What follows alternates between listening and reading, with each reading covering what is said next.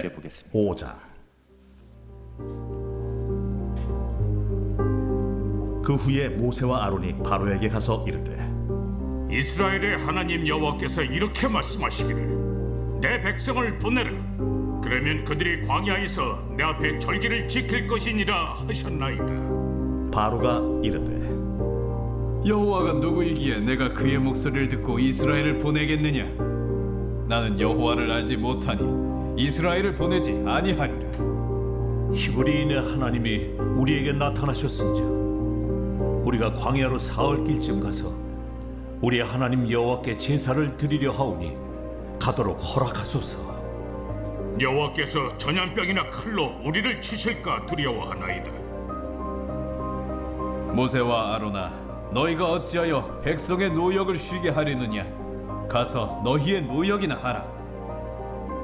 이제 이 땅의 백성이 많아졌거늘 너희가 그들로 노역을 쉬게 하는도다. 바로가 그날에 백성의 감독들과 기록원들에게 명령하여 이르되 너희는 백성에게 다시는 벽돌에 쓸 짚을 전과 같이 주지 말고 그들이 가서 스스로 짚을 줍게 하라.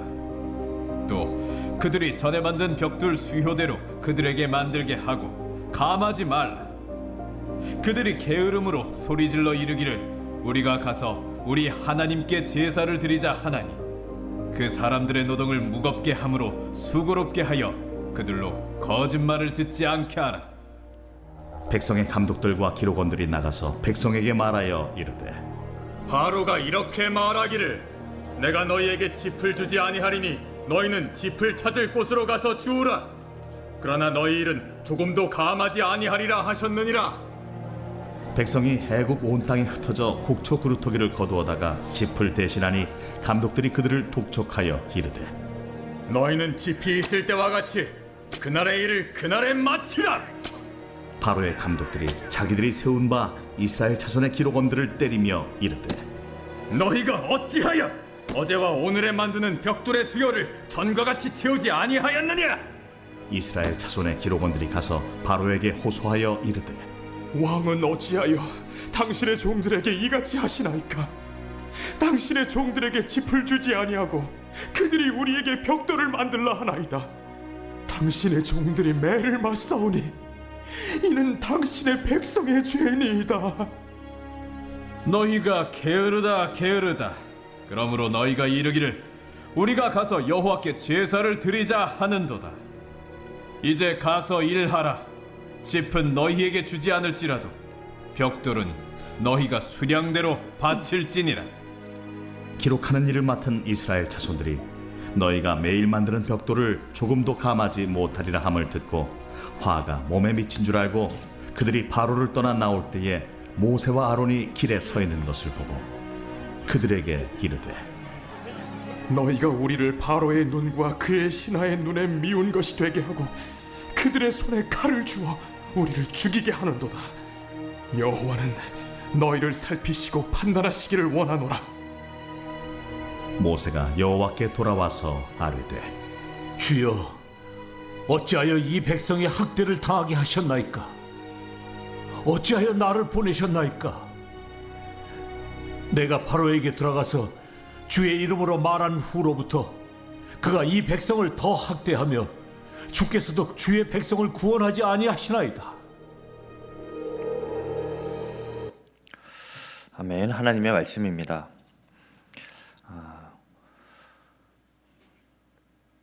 네, 다 이해를 하셨죠? 출애굽기 5장 말씀, 동화처럼 말씀이 읽혀지는데요. 여러분 이해하기 더 쉽게 좀 이렇게 성경 봉독 방식을 바꿔보았습니다. 오늘 말씀은요, 바로와 모세와 아론이요, 이 바로 왕을 첫 대면하는 그런 장면입니다. 바로 왕을 처음 만나서 그들이 뭐라고 말을 했습니까? 하나님께서 당신에게 하나님의 백성들을 내어 보내주어라 이렇게 명령을 하셨습니다. 이 말을 이 모세와 아론이 바로에게 전했죠. 내 백성을 보내라. 이 하나님의 음성을 그들이 전령이 되어서 바로 왕에게 지금 전하고 있는 것입니다. 여러분 먼저는요 우리가 알아야 될 것이 우리가 살고 있는 이 세상이 지금 이와 같은 상태라는 것입니다. 어떤 것이죠?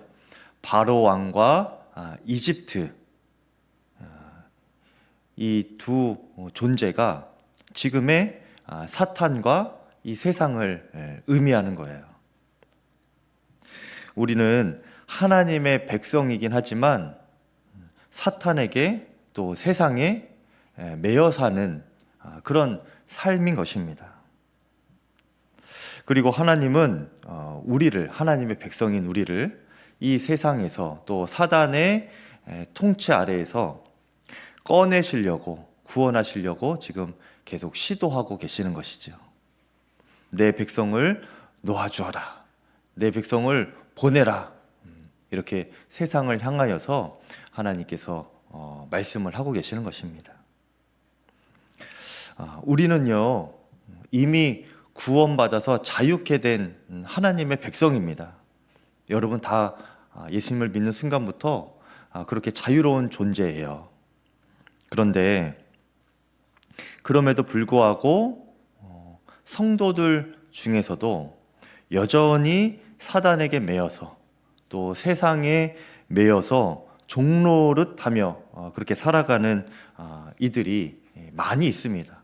우리의 삶의 많은 부분이 그렇게 세상에 매여 있게 됐지요. 자녀를 양육하는 부분에 있어서도 또 물질을 벌고 쓰는 영역에서도 우리가 세상의 가치관과 또 사단에 매여서 우리가 그렇게 살아가고 있습니다. 우리의 가치관도 세상에 매여 살아가게 돼요. 동성애 이슈가 계속 있지요. 제가 설교 시간에 계속 말씀을 드리게 되는데 이 동성애라는 이 생각도 이 유행도 세상의 이치입니다. 세상이 우리에게 올가매는 그런 가치관인 거예요. 생각인 것입니다. 여러분 이것에 우리가 넘어가면 안 되고 또 매이면 안 되는 것입니다.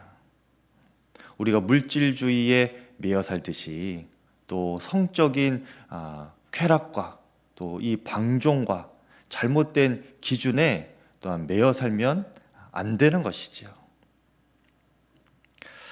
그리스도인임에도 불구하고 사단에게 매여서 종노릇 하는 삶을 우리가 살지 않아야 하는 것입니다. 주님은 여기서 우리를 건져 주시려고 하는 것이고요. 그때 하나님께서 우리에게 강하게 도전하시는 것이 있는 겁니다. 그것이 이제 1절에 나오는 말씀인데요. 그 후에 모세와 아론이 바로에게 가서 이르되 이스라엘의 하나님 여호와께서 이렇게 말씀하시기를 내 백성을 보내라. 그러면 그들이 광야에서 내 앞에 절기를 지킬 것이니라. 이렇게 말씀하세요. 이스라엘 백성들이 출애굽하면 제일 먼저 하게 되는 게 이제 절기를 지키게 된다라는 것입니다. 여기서 절기라고 표현했는데요. 이것을 3절에 보면 제사라고 표현합니다. 이 제사가 영어로는 sacrifice라고 하는데 희생 제물을 드린다라는 거예요. 희생 제물을 드리려고 도살한다 이런 뜻입니다. 그러니까 이것은 희생 제물을 하나님께 드리면서 예배하는 것을 말하는 것이죠. 내 백성을 보내라. 그가 예배할 것이다 라는 의미입니다. 사단에게 꽉 잡혀서 살아가는 우리를 하나님께서 건져 주실 때에 우리에게 말씀하시는 것, 우리를 이끌어 부르시는 곳이 어딘가요? 바로 예배의 장소라는 것입니다. 그리고 그 예배에는요, 희생 제물이 필요해요. 우리가 하나님께 드리는 헌금, 또 시간, 노력, 마음 이런 것들도 희생 제물에 포함되지만 그 무엇보다 근본적인 것은요, 나의 몸을 주님께 드리는 것입니다. 그것이 예배 가운데 우리가 드릴 수 있는 희생 제물인 거예요. 로마서 12장 1절에 그러므로 형제들아 내가 하나님의 모든 자비하심으로 너희를 권하노니 너희 몸을 하나님이 기뻐하시는 거룩한 산 제물로 드리라. 이는 너희가 드릴 영적 예배니라 말씀하셨습니다. 내 몸을 드리라는 거예요. 내 몸을 드리라. 그런데 여러분 내 몸을 드리라는 것이요 구약에서 동물을 잡아 죽여서 각을 뜨고 그것을 번제단에 올리는 그것을 말하는 것은 아니에요. 내 몸을 드리라 라는 것은요 하나님께서 나를 사용하시도록 나를 하나님께 내어드리라는 것입니다. 주님, 저는 주님의 것입니다. 저를 쓰십시오. 이렇게 나 자신을, 내 몸을 주님께 내어드리는 거예요. 그러면서 시간도 드리고 물질도 드리고 내 노력도 드리고 마음도 드리고 헌신들을 그렇게 드리는 것입니다. 그렇게 주님께 우리의 몸을 드리고 우리의 존재를 드리는 거룩한 영적인 예배를 드리실 수 있기를 바랍니다. 근데 이때 중요한 것이요, 이 예배가 어떤 예배인가, 어디서 드려지는 예배인가? 광야 예배예요. 광야 예배. 1절 후반부에 보면 그들이 광야에서 내 앞에 절기를 지킬 것이니라 말씀하였죠. 여러분 광야는 아무도 없는 곳, 또 아무것도 없는 곳입니다. 이집트하고는 전혀 반대인 곳이죠. 이집트는 어떤 곳입니까? 아주 화려한 문화가 있고 문명이 있고 풍족함이 있고 많은 사람들이 있었던 곳이 바로 이 이집트예요. 오늘날의 도시 문명과도 같은 곳이죠. 그런데요, 광야는 아무것도 없는 곳입니다. 사람도 없고 문명도 문화도 찾아볼 수 없고 적막한 곳이에요. 그곳에서 하나님께서 이스라엘 백성들을 예배드리게 하신다는 겁니다. 그런데 이것이 단순히 장소의 문제만은 아니에요. 광야로 오라 한 것은요, 그냥 무작정 아무것도 없는 곳, 그곳으로 오라는 것이 아니에요. 그렇게 따지면은 오늘날 우리가 광야 예배를 드린다 할 때에 어디서 예배를 드려야 되나요? 산속에 올라가서 수도원에 가서 그렇게 살면서 예배 드려야 하는 거예요. 오해한다면 그렇게 된다는 것입니다. 그런데 이것은 장소의 개념에 국한한다기보다는요, 근본적으로 중요한 것이 광야에서 예배 드릴 때 주님이 그 뒤에 덧붙이신 말씀이 있습니다. 광야에서 내 앞에 예배할지니라고 했습니다. 그러니까 여러분 광야 예배에 있어서 정말 중요한 것이요, 그래서 하나님 앞에서 드리는 예배인 것입니다. 이것을 위해서 우리가 예배당에 나와 예배를 드리는 거예요, 여러분. 그렇죠? 여러분 예배당에 나와서 예배 드리면 하나님 앞에 집중이 잘 되시죠? 아닙니까? 지금 정신이 산란하십니까? 뭐가 이렇게 산만해서 집중이 안 되시는 것이 혹 있으세요? 말씀해 주세요. 그럼 제가 다 치워버릴게요. 그런 것들. 하나님 앞에 집중할 수 있는 가장 좋은 장소이기 때문에 우리가 이 예배당에 모여서 예배를 드리는 것입니다. 그런데 만일 우리가 건강이나 어떤 다른 여건이 너무 안 되는 상황이라면, 예배당에 나올 수 없는 피치 못할 상황이라면 여러분 어떻게 해야 되겠습니까? 그래도 광야 예배를 드릴 수 있어요. 여러분이 계신 곳 골방에 들어가서라도 하나님 앞에서 예배는 드릴 수 있지 않습니까? 그렇죠? 그렇게 예배를 드리는 겁니다.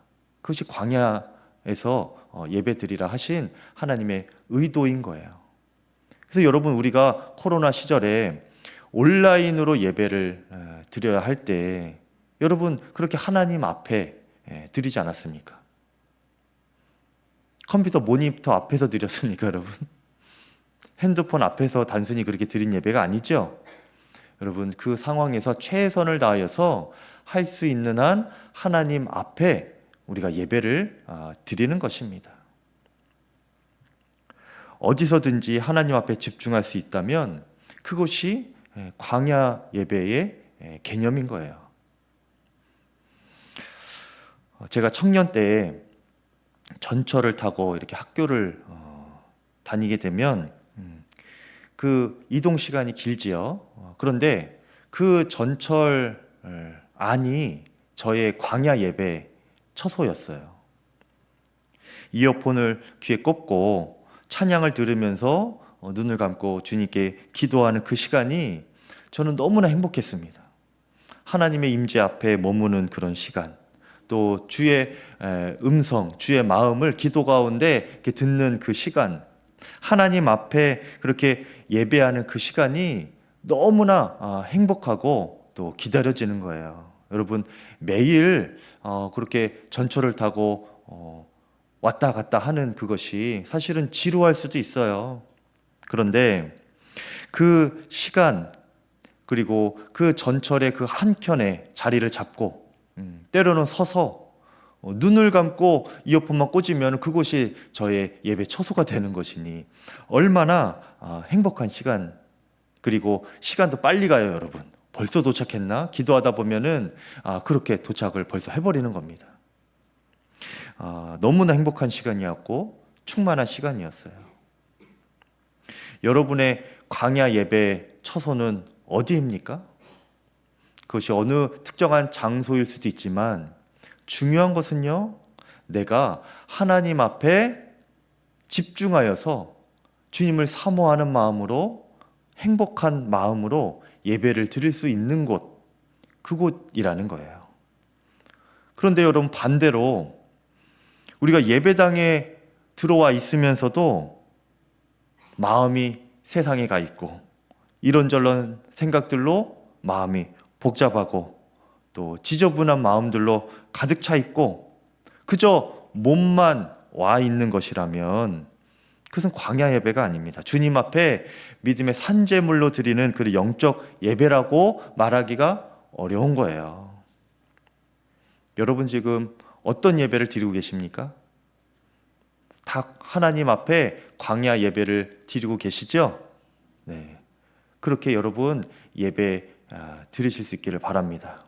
또 예배당에서 뿐만 아니라 여러분이 어디로 가든지 또 여건이 안 돼서 어떤 상황에 처해 있든지 언제나 그렇게 하나님께 마음을 다하여서 중심을 다하여서 예배 드리실 수 있기를 축복합니다. 특별히 우리 양평감리교회 이 예배당이 그리고 드림몰 예배당이 여러분에게 가장 귀한 광야 예배 처소가 되기를 축복합니다. 예배당 문을 열고 들어오면서부터 하나님의 임재가 경험되고 하나님의 품에 안기는 것 같은, 또 자리에 앉아서 기도를 시작하면 하나님의 음성이 천둥처럼 들리고 또 때로는 작은 속삭임처럼 들리지만 아주 또렷하게 들리는 그런 하나님 앞에 집중할 수 있는 귀한 광야 예배 처소, 이 양평감리교회 예배당이 될 수 있기를 간절히 축복합니다. 우리의 예배드리는 마음이 중요한 거예요.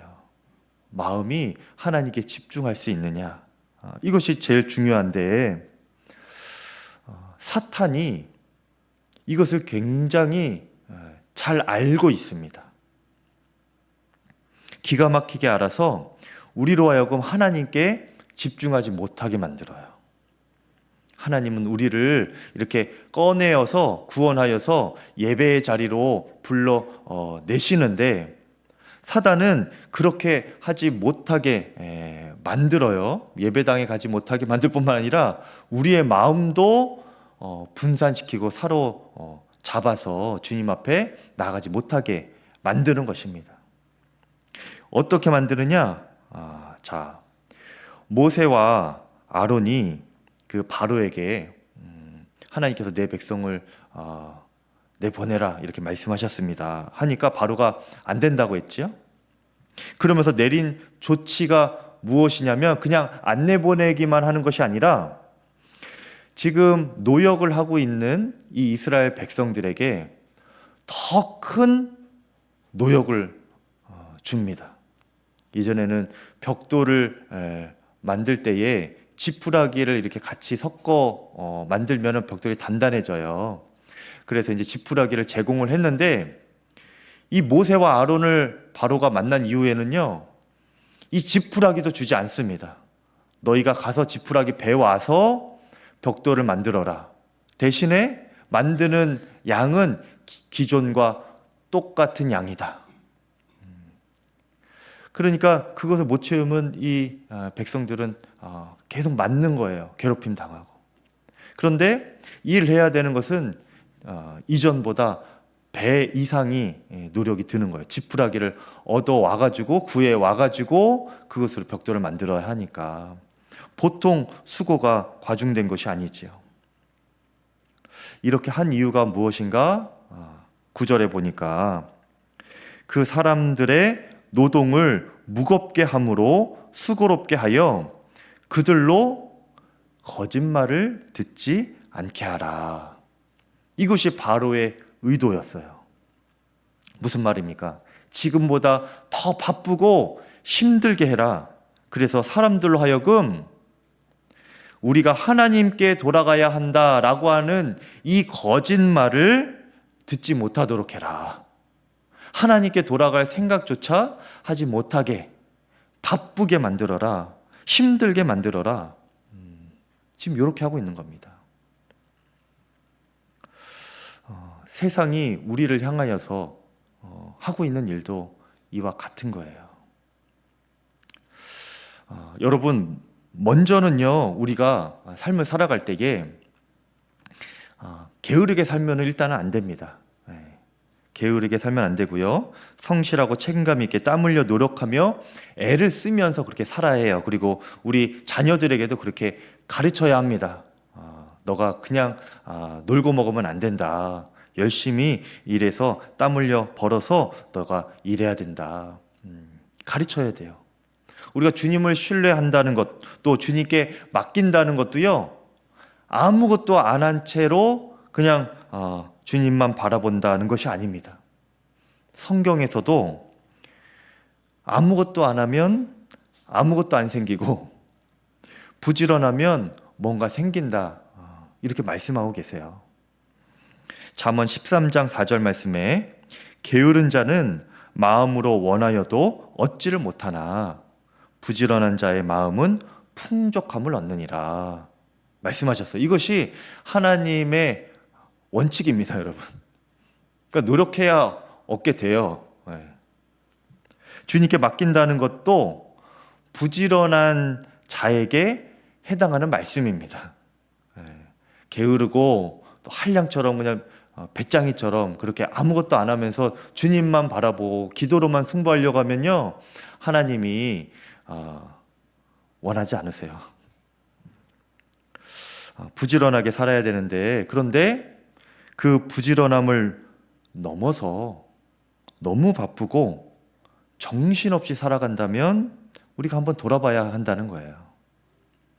특히 주님 바라볼 시간도 없다면, 예배 드릴 시간도 없고 항상 시간에 쫓기고 예배에 집중하지 못하고, 예배당에 이렇게 들어와서 앉자마자 하나님을 느끼는 것이 아니라, 예배당에 들어와서 앉자마자 예배 끝나면은 이거 해야 되는데 저거 해야 되는데 이런 생각에 정신없을 정도로, 그 정도로 바쁘다면 우리의 삶을 돌아봐야 하는 거예요. 왜 그런가요? 사탄이 우리를 하나님께 돌아가지 못하도록 잡아 끄는 것이기 때문에 그렇습니다. 9절에 바로가 이스라엘 백성들에게 과중한 일을 부과하면서 뭐라고 말했습니까? 그들이 거짓말을 듣지 못하게 해라. 이렇게 말해요. 하나님의 백성이 하나님께로 돌아가야 한다. 이 거짓말을 이스라엘 백성들이 듣지 못하도록 바쁘게 하라는 거예요. 그런데 여러분, 진실은 그 반대이지요. 그렇죠? 모세가 전한 하나님의 말씀이 참이고 바로가 거짓말을 하고 있는 겁니다. 바로는 이스라엘 백성들이 자신의 거짓말을 듣게 하려고, 하나님의 진리는 듣지 못하게 하고 자신의 거짓말을 듣게 하려고 그들로 바쁘게 하는 거예요. 사탄도 우리를 바쁘게 하는 이유, 정신없게 하는 이유가 바로 이런 것들입니다. 자신의 거짓말에 집중하게 하려고. 너희 예배하러 가면 안 돼. 하나님께 가면 안 돼. 이 거짓말에 집중하게 하려고 바쁘게 만드는 거예요. 그냥 그대로 다람쥐 쳇바퀴 돌듯이 그냥 정신없이 살아가게 만드는 것이죠. 제 삶을 돌아보면요, 스스로 제가 깨닫는 것이 대부분의 경우에 제가 바쁜 것은 단순히 나에게 일이 많고 또 삶이 바빠서가 아니더라고요. 여러분, 아무리 일이 많고 바빠도요, 내 심령이 성령에 사로잡혀 있으면 어떻게든 일 다 끝내고 할 일 다 하고 시간 쪼개어서 예배 드립니다. 그리고 주의 일에 시간 내어 봉사하고 나 자신을 주님께 드릴 때가 그렇게 있는가 하면, 시간이 아무리 많아도요, 입에서 시간 없다, 시간 없다, 바쁘다 이렇게 하면서 예배를 드리긴 하는데 드리는 그 마음도 분주해요. 봉사는 생각도 못합니다. 마음이 사단과 세상에 사로잡혀 있을 때 그러더라고요. 시간이 많아도 뭘 못합니다. 무기력하게 그냥 시간만 보내다가 밀려서 그렇게 가까스로 일하고 또 가까스로 예배드리는 정도? 그 정도예요. 여러분 안에 너무 더 힘겹고 바쁘고 정말 쉬고만 싶다 하는 그런 마음이 요새 좀 드시는 분 혹시 계십니까? 그러면 여러분 일단 좀 쉬긴 하셔야 됩니다. 쉬긴 하셔야 되는데 먼저 내가 정말 점검하고 분별해야 될 것이 있어요. 그것은 무엇인가? 내가 지금 사탄에게 속고 있는 것 아닌가? 이것을 여러분 잘 분별해야 돼요. 정말 바쁜 것 때문에 힘든 것인지, 내가 사단에게 속아서 힘든 것인지, 여러분 그것을 잘 분별을 해야 합니다. 그래서 그 사탄이 주는 생각에서 빨리 벗어나야 돼요. 사탄이 주는 그 거짓 메시지에 집중하면 안 되는 거예요.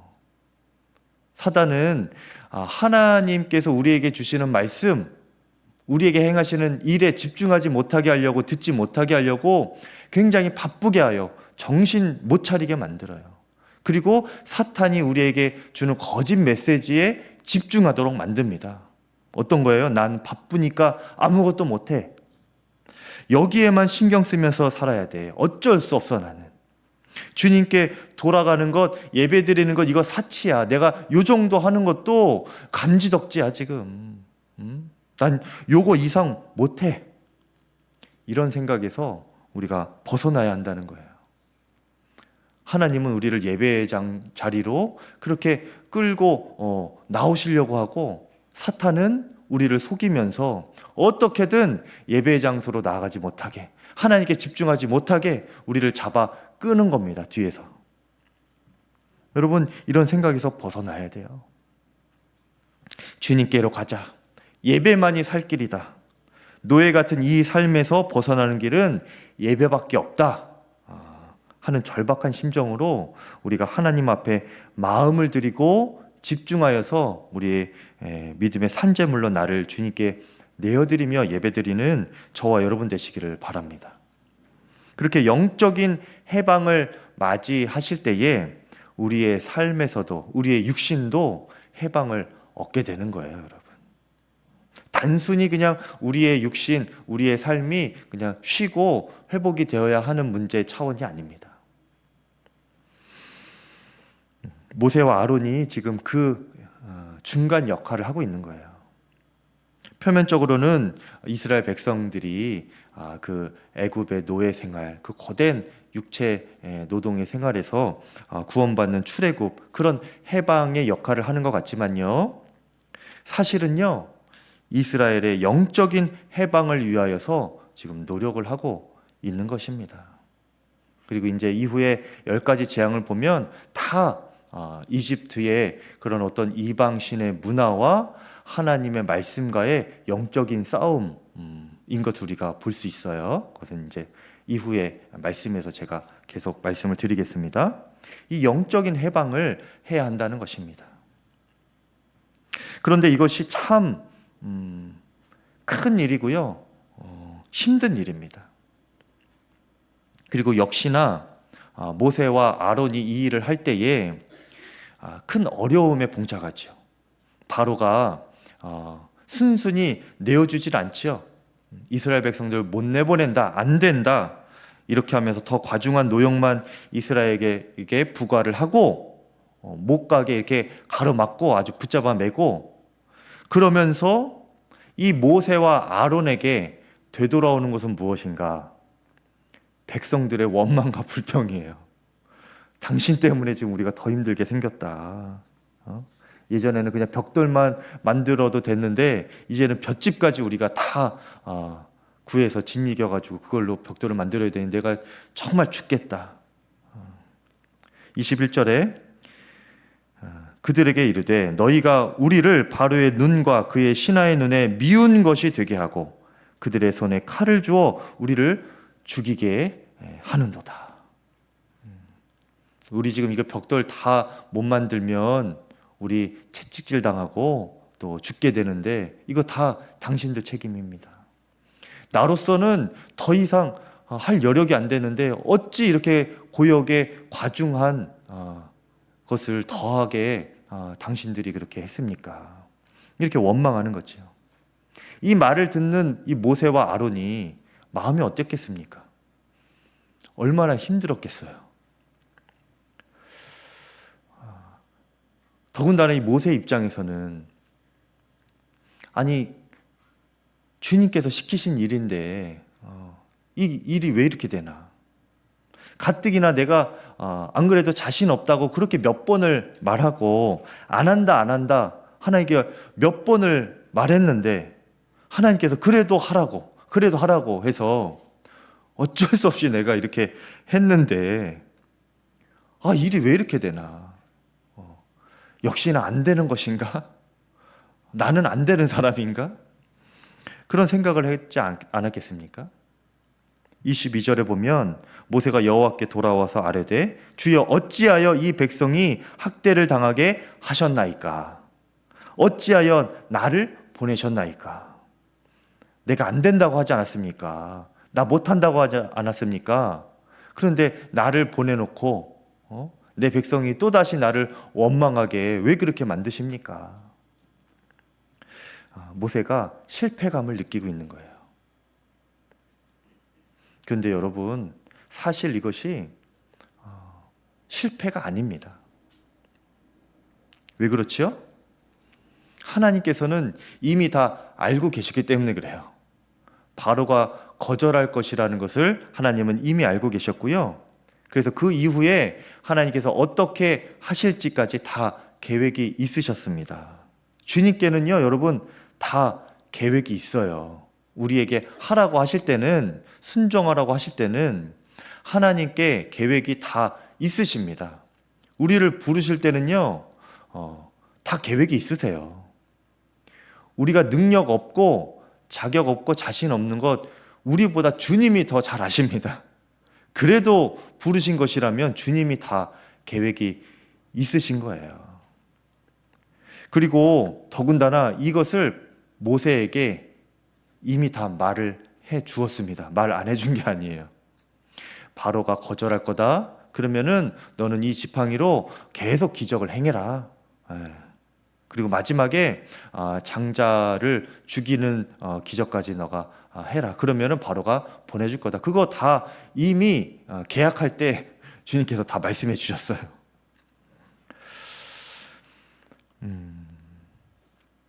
그런데 모세가 그럼에도 불구하고 이렇게 실패감을 느끼는 이유가 무엇인가? 그 하나님의 크신 뜻을 모세가 삶으로 아직 받아낼 그릇이 못 되기 때문에 그렇습니다. 아직 훈련이 더 되어야 하고 주님과 더 관계가 쌓여져야 되는 거예요. 그리고 그 하나님의 크고 놀라운 계획을 듣기는 하였지만 막상 맞닥뜨리고 나니까 비천한 자신의 존재로는 감당할 수가 없다는 것을 경험하는 겁니다. 여러분, 우리가 믿음으로 살아갈 때에 우리의 고민도 이것 아닙니까, 여러분? 말씀을 수없이 들어도 믿음으로 살아야 한다는 것은 이론적으로는 정말 빠삭해도 막상 고난이 닥치고 어려움이 닥치면 믿음으로 선뜻 반응하지 못하게 되는 것이 우리 아니에요? 믿음으로 반응하고 하나님께 감사를 고백하기는커녕 담대함으로 나가기는커녕 하나님을 원망하게 되고 불평하게 되고 어떡하지 전전긍긍하게 되는 것이 우리의 실존 아닙니까? 모세도 지금 그 수준인 것입니다. 그런데 여러분, 하나님에게는 다 계획이 있으십니다. 하나님은 다 이루십니다. 지금 이 바로의 행동, 이스라엘 백성들에게 안 그래도 그 전에 엄청 노역이 과중해서 힘들어가지고 이 백성들이 막 죽겠습니다. 그렇게 되었던 상황에 바로가 더 심한 일을 지금 부과한 것이에요.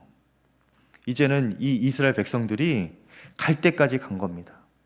그 전까지는 정말 숨만 겨우 쉬면서 고통스럽게 일을 했는데 이제는 숨통이 끊어져 버릴 것 같은 그 마지막 일격을 이 바로가 지금 이스라엘 백성들에게 한 거예요.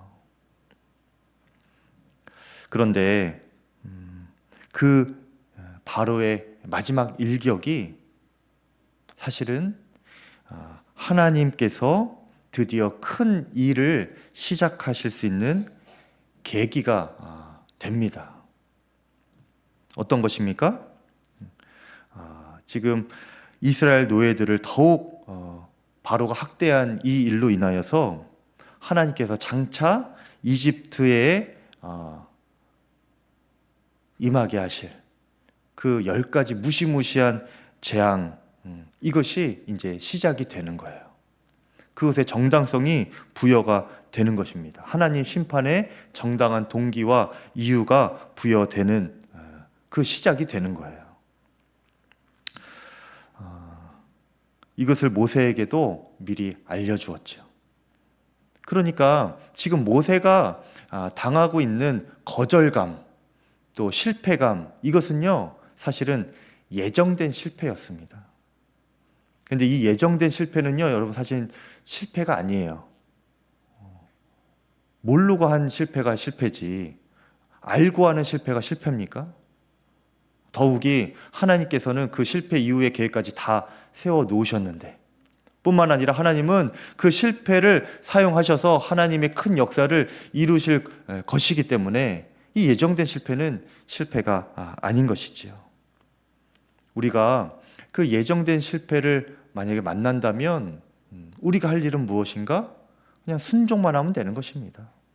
하나님께 다 계획이 있다 이렇게 믿고 부르신 분이 다 책임을 지실 것이다 이렇게 믿고 그냥 순종만 하면 되는 것이지요. 여러분, 정리하자면 주님께 순종을 해도요 우리가 실패를 경험할 수 있습니다. 그런데 여러분, 그 실패감을 느끼는 사건들은요 우리 측에서만 실패이고 괴로움인 것이지 하나님 측에서는요 하나님의 계획 안에 다 있는 것들이에요. 그리고 하나님은 그런 실패의 상황을 이용하셔서 그것을 발판 삼아 본격적으로 하나님의 일을 시작하시는 겁니다. 그러니 여러분, 우리가 주님 안에서 순종을 한다면, 그런 주님 안에 순종하는 삶을 살아간다면요, 성도의 삶에는 실패라는 것이 없습니다. 여러분, 하나님 손 안에 여러분 온전히 거하고 계시죠? 하나님을 신뢰하고 계시죠? 또 하나님께서 여러분의 삶을 붙잡고 계시는 것을 믿으시죠? 그러면요, 여러분, 우리가 할 것은요, 순종밖에 없습니다. 우리가 만나는 실패의 사건들, 실패의 감정들, 나는 실패자야, 이렇게 느낄 만한 모든 일들이 다 무엇입니까? 사실은 실패가 아닌 거예요. 그 실패를 경험할수록, 실패감을 느끼면 느낄수록 우리가 무엇을 깨달아야 하는가? 하나님이 이제 곧 일하시겠구나, 이것을 알아야 되는 거예요. 지금 바로가 거절하고 가장 큰 노역을 지금 이스라엘에게 부과한 것이 이것 이후에 10가지 재앙을, 하나님의 큰 역사를 불러일으키는 사건이 되는 것입니다. 여러분, 실패감을 느끼시는 분 계신가요? 여러분은 실패자가 아닙니다. 하나님께서 큰 일을 하시려고 알려주시는 잠깐의 고난인 줄 믿으시기를 바랍니다. 여러분, 그 실패감을 느낀다면 우리가 해야 될 것은 무엇인가? 그것으로 낙심하는 것이 아니라 힘을 빼는 거예요. 나는 이렇게 그냥 아무것도 할 수 없는 존재이구나. 이것이 좌절과 낙심이 아니라 주 안에서 믿음으로 고백되어져야 하는 겁니다. 마치 여러분, 장갑을 생각해 보시면 돼요. 장갑. 여러분, 장갑 이렇게 제가 가져올 걸 그랬네요. 장갑이 여러분 그냥 두면 흐물흐물 하잖아요. 그리고 그냥 두면 이렇게 아무것도 할 수 없지 않습니까? 그렇죠. 우리가 그런 장갑과 같은 존재예요. 우리가 어떤 실패 사건을 만나거나 실패감을 느낀다면 내가 이런 장갑과 같은 존재구나, 이것을 그냥 깨달으시면 됩니다. 그러면 그것을 내가 깊이 깨닫는 순간 어디선가 손이 쑥 들어와요. 하나님의 손인 것이죠. 그러면 그 장갑에 하나님의 손이 쑥 들어오면 어떻게 됩니까? 하나님의 큰 역사가 시작이 되는 거예요. 여러분, 장갑 끼고 일하면 일을 잘 되죠, 여러분? 네. 여러분, 우리가 그 장갑과 같은 존재인 것입니다. 아무것도 할 수 없는 무능한 실패한 자가 아니고요, 하나님의 손이 들어오셔서 역사하기 시작하기에 딱 좋은 그런 우리의 준비가 되었다는 것입니다. 여러분, 우리가 주님의 손 안에만 머무르면 되는 거예요. 순종만 하면 되는 것입니다. 여러분, 그래서 우리가 실패인 것 같아도, 실패자라고 느껴도 우리가 꼭 주님께 이렇게 고백했으면 좋겠습니다. 하나님, 제가 그 어떤 상황에서도 순종만 하겠습니다. 주의 손으로 역사하여 주십시오. 곧 그 일이 일어날 것을 믿습니다. 이렇게 담대하게 기도하시면서 여러분 일어서시기를 바라고, 또 예배의 자리로 여러분 담대하게 나아가실 수 있기를 간절히 축복합니다. 우리가 함께 찬양을 한 곡 부르고 우리가 두 번에 나누어서 기도할 텐데요. 여러분, 시선이라는